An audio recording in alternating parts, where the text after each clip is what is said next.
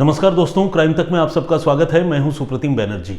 इन दिनों जुर्म की दुनिया में सबसे ज़्यादा जिस खबर के चर्चे हैं, आज मैं भी उसी खबर के बारे में आप सबसे बात करने वाला हूं। और वो खबर है mafia don gangster Atiq Ahmed और उसके भाई अशरफ के कत्ल की खबर। अब सवाल यह है कि कत्ल तो पब्लिक व्यू में हुआ, सबकी आंखों के सामने, जिसे मीडिया के कैमरों ने कैद किया, आप सबने देखा। लेकिन अब इस मामले में नया क्या है? तो नया है इस मामले में पुलिस की तफ्तीश। आज मैं पुलिस की तफ्तीश में जिन तमाम थ्योरीज को पुलिस एक्सप्लोर कर रही है इस कत्ल की गुत्थी को सुलझाने के लिए, उसके बारे में बात करने वाला हूं। और ख़ास बात ये समझने और डिस्कस करने वाला हूं कि अगर इस केस में अतीक अहमद के खासम खास रहे गुड्डू मुस्लिम का नाम सामने आ रहा है और ये शक जताया जा रहा है कि इस कत्ल के पीछे गुड्डू मुस्लिम का हाथ हो सकता है, तो उसके पीछे की वजह क्या है, ये भी जो है जानना और समझना बेहद ज़रूरी है। इसके साथ ही जो दूसरे एंगल है, जो दूसरे थ्योरीज है, उन थ्योरीज पर भी हम बात करेंगे, उसकी चर्चा करेंगे और कुछ लेटेस्ट अपडेट जो है मैं आप सबको बताने की कोशिश करूँगा। तो आइए शुरुआत करते हैं।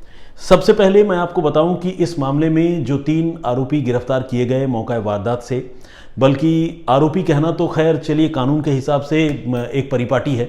देखा जाए तो उन तीनों लड़कों ने बिल्कुल सबकी आंखों के सामने 2 लोगों की हत्या की, तो वो कातिल हैं।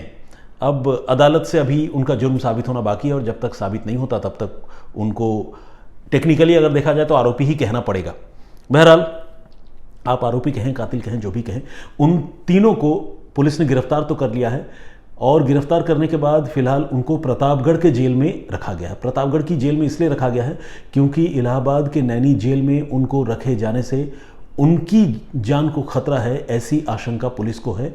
क्योंकि नैनी जेल में चूंकि वो प्रयागराज का इलाका है और ख़ुद अतीक अहमद का इलाका है, तो वहाँ पर अतीक के चाहने वाले क्रिमिनल गैंगस्टर हो सकते हैं जो इन लड़कों पर हमला कर सकते हैं, ऐसी आशंका पुलिस को है। इसलिए इन तीनों लड़कों को फिलहाल प्रतापगढ़ की जेल में शिफ्ट कर दिया गया है। लेकिन इतना ज़रूर है कि पुलिस इन तीनों को रिमांड पर लेकर कस्टोडियल इंटरोगेशन करने की तैयारी कर रही है। अब सवाल है कि अभी इस मामले की जो जांच चल रही है उसमें प्रोबेबल थ्योरीज क्या है, वो कौन कौन सी बातें हैं जिसको पुलिस एक्सप्लोर कर रही है और ये जानने समझने की कोशिश कर रही है कि आखिर इस कत्ल में किसका हाथ हो सकता है और क्यों। देखिए, एक थ्योरी तो है बंद लिफाफे की, जिसके बारे में कई बार चर्चा की जा चुकी है। और बंद लिफाफे का जिक्र इसलिए किया जा रहा है क्योंकि अब से तकरीबन 15 रोज पहले जब उमेश पाल अपहरण केस में अतीक अहमद और उसके भाई अशरफ को सजा सुनाने के लिए प्रयागराज की अदालत में लाया जा रहा था, उस समय अशरफ ने अपने कत्ल की आशंका जताई थी और ये कहा था कि यूपी के एक ऑफिसर ने, यूपी पुलिस के एक ऑफिसर ने उसकी हत्या करने की धमकी दी है। और उसने ये भी कहा था कि 2 हफ्ते के अंदर उसकी हत्या कर दी जाएगी, इस तरह से उसको धमकाया गया है। और अगर उसकी हत्या होती है तो वो एक बंद लिफाफे में उस ऑफिसर का नाम लिख कर जाएगा और वो बंद लिफाफा उसके कत्ल के बाद इलाहाबाद हाई कोर्ट के चीफ जस्टिस, सुप्रीम कोर्ट के चीफ जस्टिस और उत्तर प्रदेश के मुख्यमंत्री को मिल जाएगा। हालांकि अभी तक इन तीनों ही जगहों पर बंद लिफाफे की पहुंचने की कोई बात सामने नहीं आई है। लेकिन अशरफ के वकील, जिनका नाम विजय मिश्रा है, उन्होंने एक बातचीत में इस बात की पुष्टि की है कि हाँ, अशरफ ने उनसे भी इसका जिक्र किया था कि एक बंद लिफाफे में वो अपने होने वाले कातिलों का नाम आला अधिकारियों को और जजेस को भिजवा सकता है। हालांकि वकील साहब का यह भी कहना था कि उन्होंने अपनी तरफ से बड़ा जोर देकर अशरफ से पूछा था कि वो ऑफिसर कौन है, मुझे नाम बताइए। लेकिन अशरफ ने तब वकील साहब को, अपने वकील को ये नाम बताने से मना कर दिया था। तो एक थ्योरी तो ये है कि इस केस के पीछे कोई पुलिस ऑफिसर हो, और अगर इस केस के पीछे कोई पुलिस ऑफिसर है जैसा कि अशरफ कह रहा है, तो जाहिर सी बात है फिर यूपी पुलिस अगर इस मामले की जांच करेगी तो वो सच शायद ही कभी सामने आ पाएगा। इसलिए बहुत सारे लोग इस मामले की जांच किसी दूसरी एजेंसी से करवाने की भी बात कह रहे हैं और सीबीआई जांच की मांग को लेकर सुप्रीम कोर्ट में कुछ एक याचिकाएं भी दाखिल हो चुकी हैं, ऐसी खबरें भी सामने आ रही हैं। लेकिन ये तो बिल्कुल ही एक डिफरेंट केस है जिसमें वर्दी वालों को ही जो है इन दोनों के कातिल के तौर पर बताया जा रहा है, और वो भी जो मर गए मकतूल उनके हवाले से, क्योंकि उन्होंने पहले दावा किया था कि कोई पुलिस ऑफिसर उनकी जान लेने की साजिश रच रहा है। लेकिन पुलिस जो इन्वेस्टिगेशन कर रही है उसमें जिन थ्योरीज पर बात हो रही है, उन थ्योरीज में सबसे ऊपर गुड्डू मुस्लिम का नाम है। गुड्डू मुस्लिम यानी वही बमबाज जो उमेश पाल की हत्या के रोज़ घूम घूम कर बैग से बम निकाल कर चला रहा था। और गुड्डू मुस्लिम को अतीक अहमद और उसके भाई अशरफ का बहुत खासम खास और पुराना राजदार बताया जाता है। गुड्डू मुस्लिम के बारे में यह भी कहा जाता है कि वो एक समय उत्तर प्रदेश के बड़े माफिया डॉन रहे श्री प्रकाश शुक्ल का चेला हुआ करता था, खास गुर्गा हुआ करता था, लेकिन वक्त के साथ जो है उसने पाला बदला और वो अलग अलग गैंग्स में काम करता रहा और अतीक और अशरफ के लिए भी वो काम करता था। उसके बारे में पुलिस के ऑफिसर्स बताते हैं कि वो इतना शातिर है कि वो चलते चलते बाइक में बैठकर वो बम बांध लेता था अगर उसके पास इंग्रेडिएंट हो, और वो कॉम्पोजिशन जानता था जिसके सहारे वो बम बनाकर हमला कर सकता था कभी भी। उस पर कत्ल समेत कई संगीन गुनाहों के मुकदमे हैं। अब गुड्डू मुस्लिम का नाम क्यों? गुड्डू मुस्लिम का नाम इसलिए क्योंकि गुड्डू मुस्लिम को मार्च के महीने के शुरुआती दिनों में मेरठ में अतीक अहमद के बहनोई के घर देखा गया था और उसकी सीसीटीवी तस्वीरें सामने आई थी, लेकिन उस वक्त गुड्डू मुस्लिम पकड़ा नहीं गया।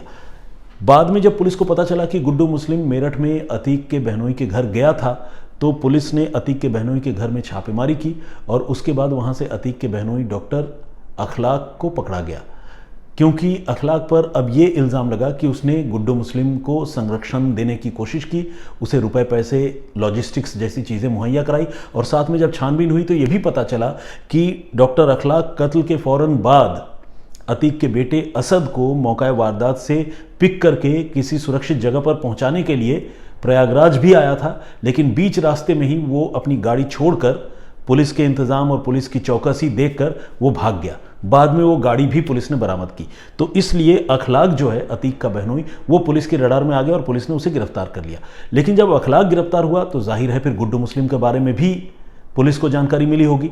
और अब ये कहा जा रहा है कि शायद पुलिस से गुड्डू मुस्लिम ने मुखबिरी करने की शुरुआत की, क्योंकि पुलिस ने उस पर प्रेशर माउंट किया। अब प्रेशर माउंट कैसे किया इसका जवाब फिलहाल साफ तो नहीं है, लेकिन यह समझा जा सकता है कि या तो वाया मीडिया किया या फिर गुड्डू मुस्लिम से आमने सामने पुलिस के अधिकारियों की बात हुई और कोई ऐसी डील हुई जिसमें गुड्डू मुस्लिम जो है बाकी के शूटर्स के बारे में जानकारी देने के लिए मजबूर हुआ। अभी ये सब मैटर ऑफ इन्वेस्टिगेशन है जिसके बारे में पक्के तौर पर कुछ कहा नहीं जा सकता, लेकिन ये कहा जा रहा है कि गुड्डू मुस्लिम जो है उसी रोज से पुलिस की रडार पर था और चाहे मजबूरी में हो या कोई और वजह हो, वो जो है पुलिस के लिए मुखबिरी करने लगा। और इसी मुखबिरी की बदौलत असद और गुलाम जो उसके को एक्यूज्ड थे उमेशपाल मर्डर केस में, उन दोनों के लोकेशन के बारे में पुलिस को जानकारी मिली और झांसी में उन दोनों की घेरेबंदी हुई, जिसके बाद उनका एनकाउंटर हुआ और असद और गुलाम मारे गए। इसके बाद गुड्डू मुस्लिम के जरिए ही जो है अतीक और अशरफ की हत्या कराई गई, इस तरह की आशंका भी इन्वेस्टिगेट कर रहे, इस मामले की जांच कर रहे पुलिस वालों को है। और पुलिस वालों को ऐसा लग रहा है कि शायद गुड्डू मुस्लिम ने अपने किसी और सोर्सेज या अपने किसी और गैंग से उसकी जो वाकफियत है उसके सहारे से अतीक और अशरफ की हत्या करा दी होगी। अब सबसे बड़ा सवाल उठता है कि ऐसा क्यों करेगा वो? तो इसके पीछे वजह यह है कि सियासत में और जुर्म की दुनिया में कोई भी हमेशा के लिए दोस्त या दुश्मन नहीं होता। यहाँ समीकरण और हिसाब किताब बदलते रहते हैं, शह और मात का खेल चलता रहता है। जाहिर सी बात है, जहाँ नाते रिश्ते ही जो है इमोरलिटी पर यानी अनैतिक वजहों से बनते हो, वहाँ पर आप ये उम्मीद नहीं कर सकते कि कोई बहुत हाई मोरल ग्राउंड रखेगा और किसी के साथ ताउम्र अपनी दोस्ती या दुश्मनी निभाएगा। ऐसे अनगिनत मामले हैं जिसमें गैंगस्टर पहले बहुत अच्छे दोस्त थे लेकिन बाद में सबसे जानी दुश्मन में तब्दील हो गए। तो हो सकता है कि यहाँ गुड्डू मुस्लिम ने जब हालात को भांपा और जब देखा कि पुलिस का शिकंजा उस पर कस रहा है, तो अपने किसी सोर्स के ज़रिए या जैसे भी हो उसने मुखबिरी करने की शुरुआत की और एक तरह से आप कह सकते हैं कि अपने ही गैंग के खिलाफ वो काम करने लगा। इस तरह की आशंका जताई जा रही है और अब ये कहा जा रहा है कि पहले असद और गुलाम की जो घेरेबंदी हुई या जो तथाकथित एनकाउंटर हुआ, जो भी हुआ, उसमें गुड्डू मुस्लिम का हाथ था और अब अशरफ और अतीक की हत्या में भी गुड्डू मुस्लिम का ही हाथ है। लेकिन ये बात कितनी सही है कितनी गलत है, इसकी तफ्तीश जब पूरी होगी जांच एजेंसियों के हवाले से, तभी सच सामने आ पाएगा। लेटेस्ट एक और जानकारी जो कल आई थी वो यही थी कि गुड्डू मुस्लिम की जो लास्ट लोकेशन है वो कर्नाटक में पाई गई है। अब वाकई इस खबर में कितना दम है, क्या वाकई वहाँ गुड्डू मुस्लिम है या फिर मोबाइल फ़ोन के ज़रिए वो एजेंसीज़ को गुमराह करने की कोशिश कर रही है, ये सब जब गुड्डू मुस्लिम की गिरफ्तारी हो जाएगी तब ये बात भी साफ हो पाएगी। तो ये तो एक थ्योरी है जिसके बारे में चर्चा करना बेहद ज़रूरी था और जिस थ्योरी पर पुलिस का सबसे ज़्यादा फोकस है। और इस थ्योरी के पीछे गुड्डू मुस्लिम अगर ऐसा करेगा तो क्यों करेगा, वो भी जो है समझना जानना ज़रूरी था। एंड आई होप कि मैंने उन पॉइंट्स पर चर्चा की और वो बात आप तक पहुंची होगी जो मैं पहुंचाने की कोशिश कर रहा हूं। अब बात सुंदर भाटी गैंग के इस डबल मर्डर में शामिल होने की। सुंदर भाटी जो है वो पश्चिमी उत्तर प्रदेश का बहुत छटा हुआ बदमाश है और इन दिनों वो जेल में बंद है। सुंदर भाटी के नाम का इस पूरे इलाके में सिक्का चलता है और कई सारे फियर्स एनकाउंटर सुंदर भाटी के नोएडा, ग्रेटर नोएडा के इलाके में ऑपरेट करने वाले कुछ और गैंग्स से, अमित कसाना से, नरेश भाटी गैंग से होते रहे हैं। तो सुंदर भाटी का इन दिनों इस इलाके में एक छत्र राज है। ये और बात है कि फिलहाल वो जेल में है, लेकिन ये कहा जा रहा है कि इस कत्ल के पीछे सुंदर भाटी का भी हाथ हो सकता है। और ऐसा कहने के पीछे जो रीज़न है वो ये है कि सनी सिंह नाम का जो किलर है जिसने अतीक और अशरफ पर गोली चलाई, वो सुंदर भाटी का खास चेला है और उसका गुर्गा है। तो कहीं ऐसा तो नहीं कि सुंदर भाटी के इशारे पर ही सनी सिंह ने अपने साथियों के साथ मिलकर इस दोहरे हत्याकांड को अंजाम दिया, क्योंकि जिस तरह के सोफिस्टिकेटेड वेपन सनी सिंह और उसके साथियों के पास से मिले, वो 18 से 20-22 साल के लड़के जो जुर्म की दुनिया में अपना पैर जमाने की कोशिश कर रहे हैं, उनके लिए इतनी आसानी से हासिल करना मुमकिन नहीं है। तो ऐसे में अगर कोई बहुत बड़ा गैंगस्टर उनके पीछे ना हो तो इस तरह के हथियार वो कहाँ से लेकर आए, ये एक बड़ा सवाल है। और इसी सवाल को देखते हुए ये समझा और माना जा रहा है कि शायद इस कत्ल के पीछे सुंदर भाटी का भी हाथ हो सकता है। लेकिन फिर सवाल ये उठता है कि सुंदर भाटी से अतीक की क्या दुश्मनी है? अतीक का इलाका अलग, सुंदर भाटी का इलाका अलग, तो क्या कोई दुश्मनी जैसी बात है? एक तो दुश्मनी है या नहीं है, इस बात को पुलिस एक्सप्लोर कर रही है, उसके बारे में पता लगा रही है। और दूसरा ये कि बहुत मुमकिन है कि किसी ने सुंदर भाटी को इस कत्ल की सुपारी दी हो, जिसके बाद इस घटना को अंजाम दिया गया हो। होने को जुर्म की दुनिया में कुछ भी हो सकता है और जब तक पूरी कहानी सामने नहीं आ जाती तब तक तमाम प्रोबेबल थ्योरीज पर पुलिस जो है वो इन्वेस्टिगेट करती है। यही इन्वेस्टिगेशन का तकाजा भी है, यही इन्वेस्टिगेशन का रूल भी है। और जो एक आखिरी थ्योरी है जिस पर फिलहाल पुलिस का फोकस है वो ये कि इन तीनों ही लड़कों ने, तीनों ही बदमाशों ने, कत्ल करने के जो भी आरोपी हैं और किलर्स हैं, उन्होंने पुलिस की पूछताछ में ये कहा है कि वो खुद जुर्म की दुनिया में अपना बड़ा नाम करना चाहते थे, जिसके चलते उन्होंने इस घटना को अंजाम दिया है। लेकिन इस थ्योरी में बहुत ज़्यादा दम नज़र नहीं आता है, क्योंकि अगर जुर्म की दुनिया में बड़ा नाम करना चाहते थे तो फिर सवाल यही उठता है कि उन्होंने सिर्फ अतीक और अशरफ को ही क्यों चुना, और दूसरा अगर कत्ल किया तो किया, उसे पर्टिकुलर एंगल देने की क्यों कोशिश की, वहाँ जाकर धार्मिक नारेबाजी क्यों की। और सबसे बड़ी बात ये कि चलिए वो तो अपना नाम बड़ा करना चाहते थे, लेकिन अगर इन्हें कोई दूसरा बड़ा आदमी, कोई क्रिमिनल अगर इनको सपोर्ट नहीं कर रहा था तो इनके पास इतने महंगे हथियार कहाँ से आए? और जिस तरह से बड़े ही प्री प्लान्ड और मेटिकुलस तरीके से इन्होंने इस घटना को अंजाम दिया, इतना ब्रेन, इतना शार्पनेस इन लड़कों के पास कहाँ से आया? ये भी एक सोचने की बात है। और इसीलिए इनकी इस थ्योरी पर पुलिस आसानी से यकीन नहीं कर पा रही है। पुलिस रिमांड पर लेकर अभी इनसे और पूछताछ करने वाली है, ताकि इसके पीछे अगर कोई मास्टरमाइंड हो तो उसके चेहरे को बेनकाब किया जा सके। लेकिन सच्चाई तो यही है कि जिस तरह से पुलिस कस्टडी में इस घटना को अंजाम दिया गया है, बहुत सारे लोग ये मानते हैं कि इस घटना के पीछे खुद पुलिस के ऑफिसर्स का भी हाथ हो सकता है। इसी वजह से इस मामले की जांच सीबीआई से कराने की भी मांग हो रही है। आने वाले दिनों में तफ्तीश किसके पास रहती है? क्या यूपी पुलिस ही इस मामले की तफ्तीश पूरी करती है या फिर कोई और एक्सटर्नल एजेंसी या सीबीआई इस मामले की जांच करती है? ये देखने वाली बात होगी। लेकिन फिलहाल जो प्रोबेबल थ्योरीज है उसकी मैंने आपसे चर्चा की।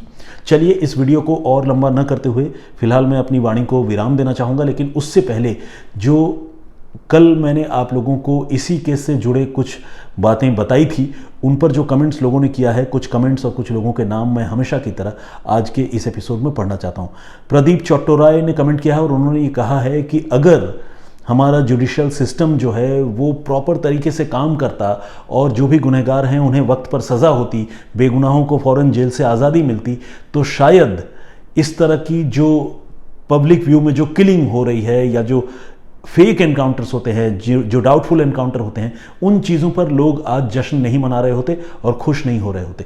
तो आपकी बात बिल्कुल सही है, कहीं ना कहीं हमारे लीगल सिस्टम में कमी तो है, जिसकी वजह से इस तरह की घटनाओं को बल मिलता है। अविनाश शर्मा जी ने भी कमेंट किया है और इन्होंने इस बात पर बड़ा ऐतराज़ जताया है, जहां मैंने ये कहा था कि अगर उमेश पाल की हत्या हुई तो वो गलत है और अतीक और अशरफ की हत्या हुई तो वो भी गलत है। इनका ये कहना है कि उमेश पाल एक एडवोकेट था जो अपने रिलेटिव की जो हत्या हुई थी राजू पाल की, उसके मामले में इंसाफ की लड़ाई लड़ रहा था और अतीक और अशरफ से टकरा रहा था। तो उनका कद अलग है और अतीक और अशरफ जो कि गैंगस्टर थे, माफिया थे, उनकी बात अलग है। तो इसीलिए अतीक अशरफ के साथ उमेश पाल की तुलना करना सही नहीं है। लेकिन मैं अविनाश जी एक बात क्लियर करना चाहता हूं, मैं दोनों शख्सियतों की, तीनों लोगों की पर्सनालिटीज़ की मैं तुलना नहीं कर रहा था। मैं तुलना सिर्फ ये कर रहा था कि किलिंग यानी मर्डर वो गलत है, चाहे वो उमेश पाल की हत्या हो या अतीक अहमद की हत्या हो, क्योंकि कानून इसकी इजाज़त नहीं देता कि हम खुद कानून अपने हाथ में ले और किसी की जान ले ले। तो इसीलिए उमेश पाल की हत्या में भी 302 की धारा लगेगी और अतीक और अशरफ की हत्या में भी 302 की धारा लगेगी। तो कानून के हिसाब से दोनों हत्याएं जो है वो बराबर हैं। हम इस चीज़ को जस्टिफाई नहीं कर सकते कि कोई माफिया डॉन है तो उसकी हत्या जायज़ है और कोई बेगुनाह है तो उसकी हत्या नाजायज़ है। ऐसा तो नहीं होता ना। मेरे कहने का मतलब सिर्फ इतना ही था। मैं ये नहीं कह रहा था कि जिस तरह का आदमी या जिस तरह के इंसान अतीक और अशरफ थे उसी तरह का इंसान जो है उमेश पाल भी थे, मैं ऐसा बिल्कुल नहीं कह रहा था। तो अगर अविनाश जी आपको मेरी बातों से ऐसा भान हुआ या लगा तो प्लीज़ इसको थोड़ा करेक्ट करके रिसीव कीजिए। मैं जो कहना चाह रहा हूं काइंडली उसको समझने की कोशिश कीजिए, इतनी आपसे गुजारिश है। बाकी अमान अली साहब ने भी कमेंट किया है, बहुत बहुत स्वागत आपका। राहुल एन राणा जी ने अपनी बात रखी है। वंदना पांडे जी ने कहा है, बेशक घटना अनुचित है परंतु अपराधियों का अंजाम देर सवेर यही होता है। राजनीति का अपराधीकरण इस घटनाक्रम की पृष्ठभूमि है। बहुत सटीक और सही बात आपने लिखी है। अनगिनत ऐसे गुंडे, बदमाश, माफिया डॉन हमने देखे हैं जिनको आखिरकार इसी तरह के अंजाम से गुजरना पड़ा है। और ये भी सही है कि अगर पॉलिटिकल पैट्रोनाइजेशन ना हो तो किसी भी बदमाश का कद इतना बड़ा नहीं हो सकता कि जिसके मामले की सुनवाई करने से जजेस भी डरते हों। रॉबर्ट के नाम से एक आईडी है, लोपेस, रॉबर्ट लोप्स या लोपेस, जो भी सरनेम है, मैं ठीक से प्रोनाउंस नहीं कर पा रहा हूँ, लेकिन उन्होंने लिखा है, intelligence knows everything what is going to happen with Atiq but who is controlling intelligence. इनके कहने का मतलब ये है कि सूचना तंत्र जो है लोकल इंटेलिजेंस यूनिट का, उन्हें सब पता था कि अतीक के साथ इस तरह की घटना होने जा रही है और इन्होंने इशारों ही इशारों में कहा है कि इंटेलिजेंस जो है वो सरकार के मातहत है, तो सरकार को इस घटना के बारे में पता था। लिटिल रेन ड्रॉप्स हमारे रेगुलर लिसनर हैं, उन्होंने भी कमेंट किया है, बहुत बहुत स्वागत आपका। Maybe these 3 guys felt such gangsters get away with less punishments from law and given bail, they took the law in their own hands. लेकिन जिन लोगों ने कानून अपने हाथ में लिया वो भी देखा जाए तो क्रिमिनल माइंडेड थे। उसमें एक तो हिस्ट्री शीटर है और 2 ऐसे हैं जिन पर पहले से क्रिमिनल केसेस दर्ज है। अगर हम ये कहें कि कोई आदमी इन लोगों की हरकतों से बिल्कुल ऊब कर, पागल होकर, झुंझला कर उन्होंने जाकर उसकी हत्या की, तो वो एक अलग किस्म की बात होती। लेकिन कोई क्रिमिनल अगर दूसरे क्रिमिनल को सज़ा देने की बात कहे या कोशिश करे तो जाहिर सी बात है ये जो है, मतलब ऑब्वियसली ये बहुत, देखिए ऐसे तो ये बात लॉजिकल है ही नहीं कि कोई आदमी किसी की हत्या कर दे, इसका हक किसी को नहीं है। लेकिन अगर कोई क्रिमिनल किसी को मारने की बात कहे और कहे कि वो क्रिमिनल था इसलिए मैंने मार दिया, तो ये बात अपने आप में बहुत बेतुकी होगी। अगर इन किलर्स की यही सोच रही कि इन्होंने बड़ा अत्याचार किया है अतीक और अशरफ ने, इसलिए मैं उनकी हत्या करूंगा, तो मेरे हिसाब से वो सोच जो है वो सही नहीं है। सुजीत कुमार जी का भी कमेंट आया है, सुभाष गहलोत जी, रेखा भट्ट जी, 87 सिंड्रेला के नाम से एक कमेंट है, बहुत स्वागत आपका। प्रदीप भांबू जी ने कमेंट किया है, गेमिंग राउंड या ग्राउंड के नाम से जो भी हो एक कमेंट है, उन्होंने लिखा है, अच्छा उन्होंने थंबनेल पर थोड़ा एतराज़ जताया। एनीवे, मामूनी बोरगोहां का भी रेगुलर कमेंट आता है, इन्होंने आज हिंदी में कमेंट किया है और बहुत ही मतलब शानदार हिंदी लिखी है इन्होंने। मनीष कुमार मांडवी जी का भी कमेंट आया है, इन्होंने गुड आफ्टरनून विश करते हुए कहा है कि देश की कानून व्यवस्था पर जो है ये बहुत बड़ा सवाल है। जेम्स ने भी अपनी बात रखी है, राठौड़ हिरल राठौड़ ने अपनी बात रखी है, व्हाई नॉट आस्क। इन्होंने कॉम्प्लीमेंट दिया है सुप्रीम लिखकर, इन्होंने कुछ इमोजीज बनाकर भेजे हैं, thank you very much. Madman के नाम से एक आईडी है, उन्होंने लिखा है, ये योगी की पुलिस का इस पूरे मामले में पूरा हाथ है। एनीवे, राजिंदर सिंह जी ने भी कमेंट किया है और उन्होंने ये लिखा है कि सारे पहलुओं पर गौर करने के बाद मैं इस निष्कर्ष पर पहुंचा हूं कि जो हुआ इन लोगों के साथ, इन लोगों की यातना को देखते हुए सही हुआ है। तो खैर, आप अपनी राय कायम करने और अपनी बात रखने के लिए स्वतंत्र हैं, लेकिन बस इतनी बात मैं बड़ी विनम्रता से कहना चाहूँगा, वो ये कि चाहे कितना भी बड़ा क्रिमिनल क्यों ना हो, किसी को भी किसी की हत्या करने की इजाज़त नहीं दी जा सकती। That's it. इसके अलावा बाकी कानून के हिसाब से जो होता है वो तो होता ही है। एनकाउंटर जो है वो होते हैं, और कुछ सच्चे होते हैं, कुछ झूठे भी होते हैं, लेकिन अगर खुलेआम कोई किसी की हत्या कर दे तो ऑब्वियसली उसको किसी भी सूरत से जस्टिफाई नहीं ठहराया जा सकता। और ये बात सब पर लागू होती है, चाहे वो बेगुनाह हो या गुनहगार हो। जैसा कि मैंने पहले कहा कि बेगुनाह के कत्ल पर धारा 302 लगेगी, और जो गुनहगार होगा उसका कत्ल करने पर आईपीसी की धारा नहीं लगेगी, ऐसा तो है नहीं। तो अगर कानून सबके लिए समान है और बराबर है, तो फिर किसी की भी हत्या करने की किसी को इजाज़त नहीं है। कानून तो यही कहता है। बाकी कानून हाथ में लेने वाले लोग भी बहुत हैं, और कानून हाथ में लेने वाले लोगों को सपोर्ट करने वाले लोग भी बहुत हैं। और आप और हम सारे लोग, being a free citizen of our country, हम अपनी राय बनाने के लिए भी स्वतंत्र हैं। तो आज की पेशकश यहीं तक। अगर इस केस में कोई और नई जानकारी, नई अपडेट सामने आती है तो मैं फिर से इसी स्टोरी पर आने वाले कुछ दिनों तक बात करूंगा। अदरवाइज़ जो दोपहर को मैं कोई मर्डर मिस्ट्री या कोई इन्वेस्टिगेटिव स्टोरी के साथ आप सबसे मिलता हूं, हाजिर होता हूं, उस सिलसिले को आगे बरकरार रखेंगे। फिलहाल मुझे इजाज़त दीजिए। अपना बहुत ख्याल रखिए। जय हिंद, जय भारत।